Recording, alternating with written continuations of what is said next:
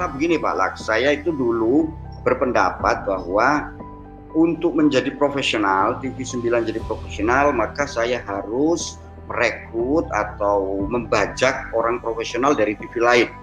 Itu prinsip pertama. Tapi ternyata itu tidak sepenuhnya benar Pak Laks. Ternyata dalam prasyarat profesionalitas itu ada 3 gitu ya. Satu, knowledge, ya memang perlulah orang pengetahuan tentang TV itu Pak. Dia bisa baca dari buku, dari mana. Yang kedua, skill, keterampilan, dia bikin caranya mengedit, caranya pegang kamera. Nah, yang ketiga itu kan attitude, sikap profesional kita. Pak Laks, ternyata dari 3 hal itu yang paling mendasar itu adalah attitude, sikap. Jadi saya punya pengalaman jelek gitu ya, begitu saya rekrut dari TV yang lain, dia membawa tradisi di TV yang lama itu ke dalam TV kami. Yang TV kami ini bukan TV yang kuat dengan dana yang tinggi, jadinya dia membawa kebudayaan corporate culture yang tidak bagus kepada kita. Yang ini juga membuat kami sulit untuk membenahinya. Nah, saya kira ini juga pelajaran bagi teman-teman bahwa membajak bukan segalanya gitu ya. Bahkan hari ini sudah hampir tidak berlaku. Sekarang siapa sih Norman Kamaru itu ya, dia tidak pernah, beliau dulu tidak pernah ikut Indonesian Idol, tiba-tiba terkenal kan. Hari ini adalah orang yang yakin dengan dirinya dan kemudian keyakinan dan kemampuannya itu tersambung dengan kebutuhan pasar. Saya kira di situ Pak. Iya. Ada yang menarik ini teman-teman ya. Ada yang menarik tadi Pak Hakim kan cerita, Gus Hakim ya. Gus Hakim tadi cerita. Kenapa aku panggil Gus ya? Karena memang dia anaknya Kiai gitu. Karena dia memang anaknya Kiai, jadi makanya aku panggilnya Gus gitu ya. Satu, tadi dia cerita.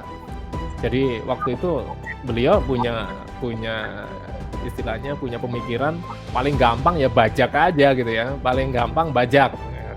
Kenapa? Karena kalau dibajak prosesnya bisa lebih cepat kan gitu ya. Jadi proses bisa lebih cepat, terus learning prosesnya enggak. Ini ada satu tips buat teman-teman gitu ya. Ketika kan kita itu maunya serba gampang gitu ya, serba gampang. Jadi kalau mau dapat anggota tim bagus, bajak aja gitu ya, bajak aja si A, si B, sehingga nanti percepatan prosesnya percepatan proses kematangan organisasi di tempat kita akan jauh lebih cepat gitu ya. Itu dambaan banyak orang itu seperti itu pada saat membajak. Tapi teman-teman harus harus waspada terhadap yang namanya hijacking paradox gitu. Jadi namanya hijacking paradox ya.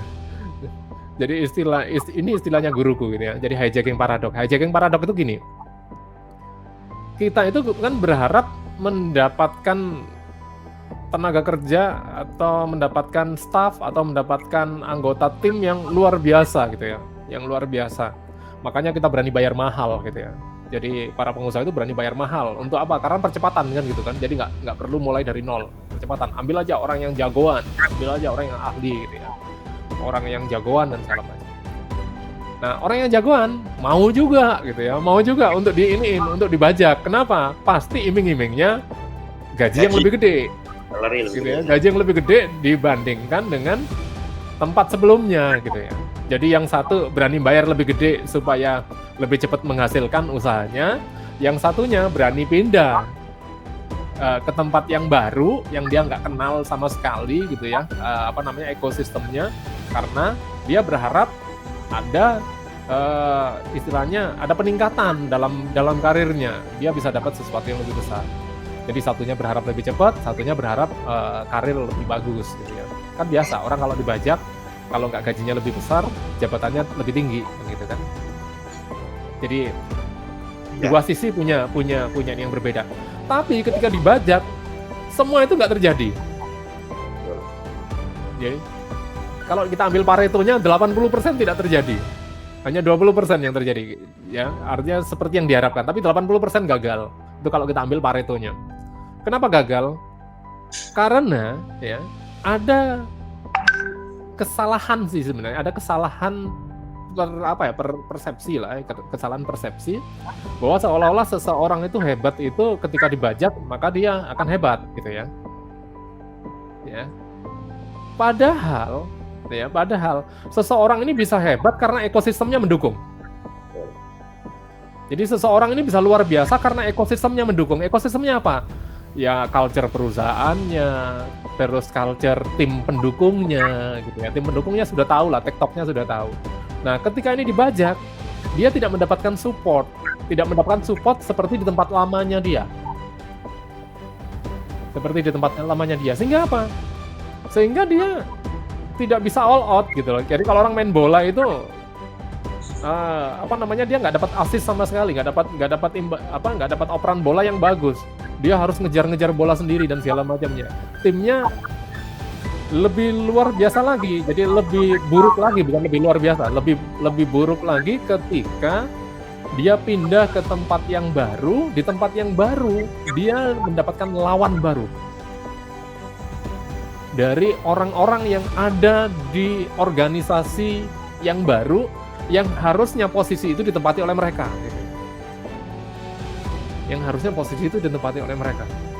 Oh, ini mendapatkan perlawanan, kurang ajar nih orang baru nih, ini mestinya posisi itu ada di tempatku. Nah, akhirnya apa? Dia tidak perform.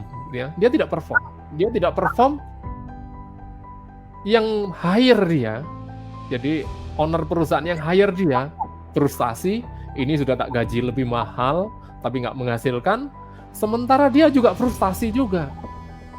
Frustasinya kenapa? Jadi yang dibajak juga frustasi, karena ini kok anggota timnya susah banget ya diajak ini. Kenapa? Karena yang lain itu ngerasa ini orang baru pakai nyuruh-nyuruh gitu ya. Ini orang baru pakai main perintah-perintah.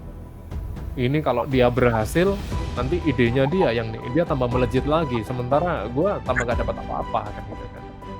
Nah ini hijacking paradoks itu ada di situ sih.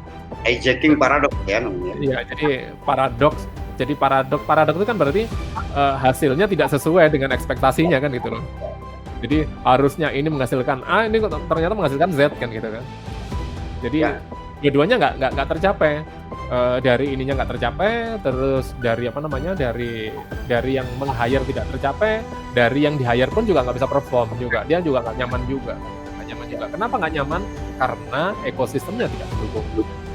Ya, tidak mendukung karena apa? Satu, tidak terbiasa. Dua, ada perlawanan, ada resistensi di situ.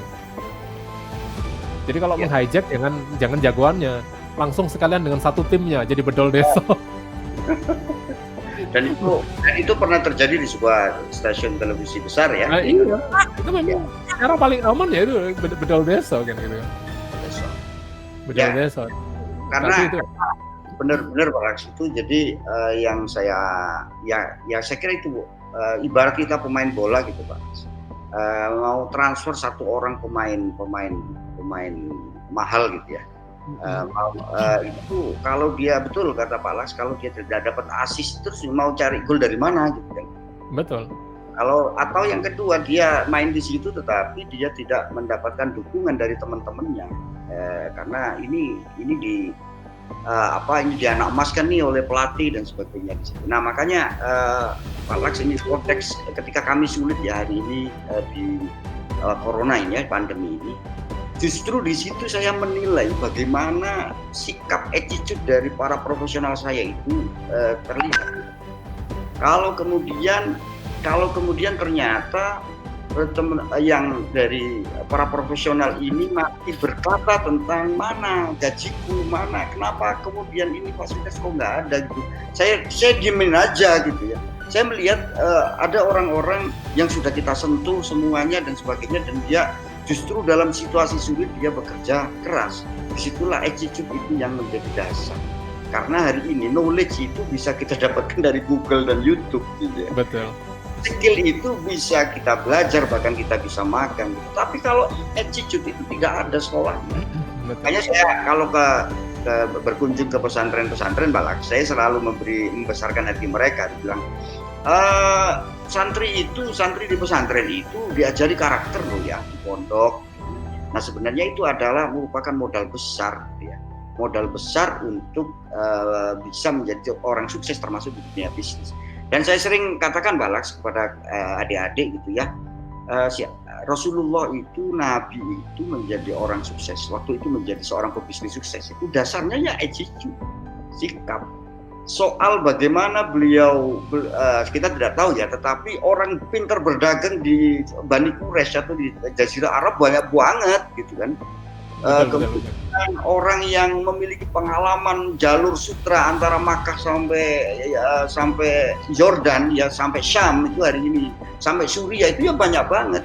Tetapi kenapa kemudian Rasulullah itu dikenal sebagai Al-Amin, orang yang berkarakter, orang yang attitude-nya baik, orang yang terpercaya Allah, orang yang paling dapat dipercaya itu Al-Amin, bahasa Inggrisnya trust gitu ya. Nah, trust itu adalah modal dari sebuah bisnis di dunia ini, whatever dan apapun, whenever ya, itu akan teruskan. Nah, itu artinya apa? Sebenarnya kita dalam berbisnis, maka attitude dalam hal ini, maka attitude itu menjadi sangat penting.